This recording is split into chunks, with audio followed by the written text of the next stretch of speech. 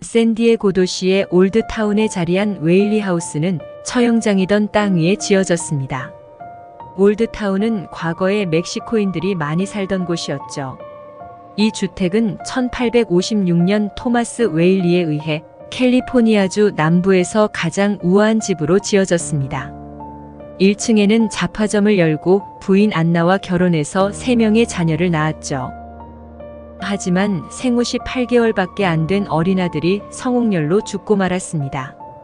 슬픔도 잠시, 몇 달 후 집에 불이 나서 잡화점이 모두 타버리고 말았고, 토마스는 집을 남겨둔 채 그의 가족들을 데리고 샌프란시스코로 이사를 갔습니다.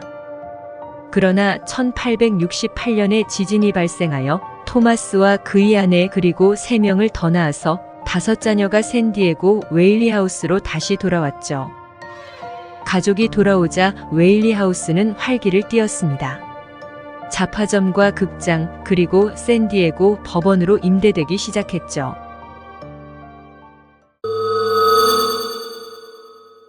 어느 날 연기자였던 테너는 자신의 극단 공연을 위해 2층의 작은 방을 극장으로 임대했습니다.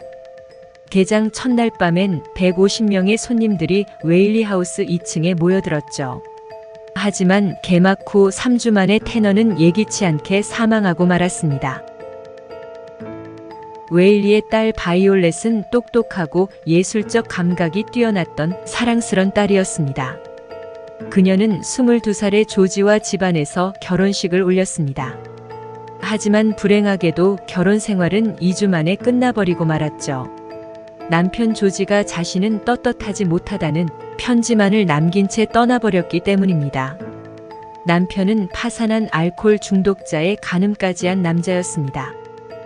바이올렛은 슬픔과 수치심에 마을을 떠나고 싶어 했지만 부모는 허락하지 않았고 집안에 가둬두었죠. 바이올렛은 갈수록 깊은 우울증과 괴로움에 빠졌습니다. 어느 날 저녁 그녀는 실패한 결혼에 대한 슬픔을 견디지 못하고 뒷마당에서 자기 가슴에 총을 쏴버렸습니다. 토마스는 그녀가 쓰러져 있는 것을 발견해 집안 거실로 옮겼으나 가족들은 그녀가 세상을 떠나는 것을 지켜볼 수밖에 없었습니다. 세월이 흘러 1913년 또 다른 비극이 일어났습니다. 토마스의 증손녀인 마리아는 웨일리 가족을 방문했습니다. 아이는 밖에서 놀던 중 항아리 안에 있는 달콤하고 끈끈한 물질을 먹었습니다. 비소와 꿀이 섞인 벌레를 죽이는 농약이었죠. 마리아는 그것을 먹은 후 곧 사망했습니다. 웨일리 하우스가 있기 전 그 땅에서 교수 형당했던 양키짐 로빈스는 말을 훔친 도적이었습니다. 그의 도벽은 멈추지 않았고 보트를 훔치려다 체포되었습니다. 양키짐은 재판에서 교수형을 선고받고 처형당일까지 구타와 의료 지원 부족으로 거의 의식을 잃었죠. 처형당일 교수대를 만들고 로빈슨을 매달았지만 키가 큰 그는 땅에 발이 끌렸고 천천히 목이 졸려 죽기까지 45분이나 걸렸습니다. 죽음과 사건들은 웨일리 가족을 계속 따라다녔습니다. 토마스는 가족들과 근처의 다른 집으로 이사를 한 후 사망했습니다. 그 후 20년간 웨일리 하우스는 비어져 있다가 1909년 아들 프랜시스가 집을 개조하고 가족들은 다시 웨일리 하우스로 이사했죠. 수년에 걸쳐 안나와 그들의 자녀 릴리안, 토마스 주니어, 바이올렛 및 프랜시스를 포함하여 웨일리 가족의 많은 후손들이 이 집에서 살다 죽었습니다. 1953년 이후로 이 집에는 아무도 살지 않았지만 죽은 자들의 영혼이 여전히 그곳에 머물러 있습니다.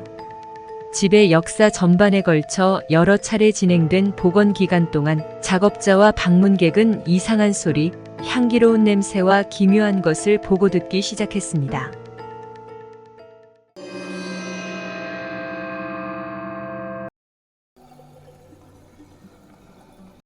웨일리 가족이 처음 집으로 이사했을 때 집에서 무거운 발소리가 들렸다고 합니다.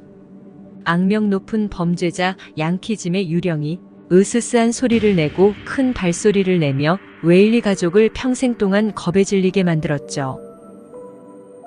방문객들은 음악실의 아치형 통로 근처에 있을 때 목이 조이는 느낌을 받았다고 보고합니다. 어떤 사람들은 목에 붉은 반점이나 멍이 생겼다고 합니다. 그곳은 양키짐이 처형된 교수대가 있었던 바로 그 장소이죠. 양키짐의 유령으로 여겨지는 어둡고 부정적인 에너지가 방 안에서도 자주 보고됩니다.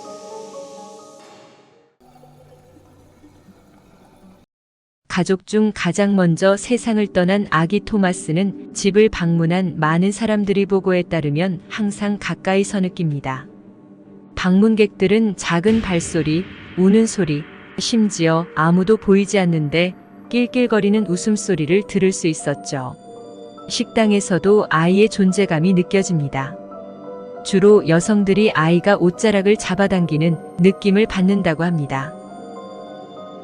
농약으로 사망한 유아 마리아는 안나 웨일리와 함께 시간을 보내던 거실에 거주하는 것으로 추정됩니다.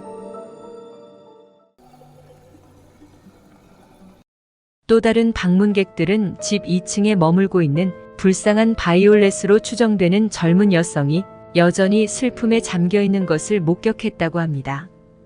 그녀는 자살하기 전까지 많은 시간을 보냈던 2층 침실에 머물렀던 것으로 알려졌죠. 목격자들의 말에 따르면 집안이 꽤 추워지고 그녀의 존재감이 곳곳에서 느껴진다고 합니다. 일부 방문객은 깊은 슬픔을 느끼는 것에 대해 얘기하곤 합니다. 어떤 사람들은 집이 문을 닫고 오랜 시간 후에 위층 창문 밖을 내다보는 인물을 본 적이 있다고 말합니다. 집에 있는 모든 창문이 봉쇄되어 있는데도 커튼이 움직이는 것을 본 사람들도 있습니다. 30여 년 전에는 이웃 사람들이 한 여성의 울부짖는 소리를 듣고 신고를 했습니다. 한 경찰관이 그 집에 출동했죠. 경찰관은 1800년대 옷을 입은 한 여성이 자신에게 미소를 지었다가 허공으로 사라지는 것을 보았습니다. 사람들은 그 유령이 바이올렛의 유령이라고 말합니다.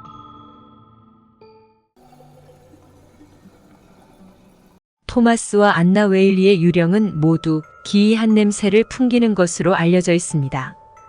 안나의 유령은 그녀의 라벤더 향수 냄새와 함께 나타나죠. 그녀의 유령은 종종 응접실이나 정원에서 발견됩니다. 토마스의 유령은 계단 꼭대기에서 목격됩니다. 그는 과거의 의상을 입고 위험 있는 자세로 서 있다 합니다. 방문객들은 종종 토마스가 피우던 강한 담배 냄새를 맡게 됩니다. 웨일리 하우스는 금연구역이라고 합니다. 위층 아이들이 사용했던 방에서는 웃음소리, 아기 우는 소리가 자주 들립니다. 인형의 눈이 저절로 열리고 닫히는 으스스한 이야기도 전해집니다. 또한 나무 바닥을 질주하는 아이들의 발자국 소리도 있습니다. 그 밖에도 집안에서 느껴지는 오싹한 느낌에 더해 샹들리에 등 물건이 움직이고 조명이 기이하게 켜졌다 꺼졌다 합니다. 근처에 열이나 차가움의 원인이 없는데도 집 전체에서 시원하고 따뜻한 지점이 간헐적으로 느껴질 수 있습니다.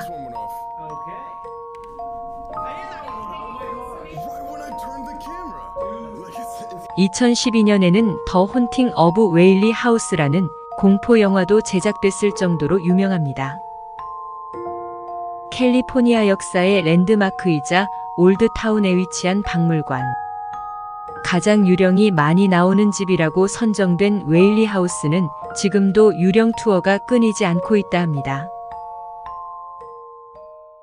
시청해주셔서 감사합니다. 이 영상이 유익하셨다면 구독과 좋아요 눌러주세요.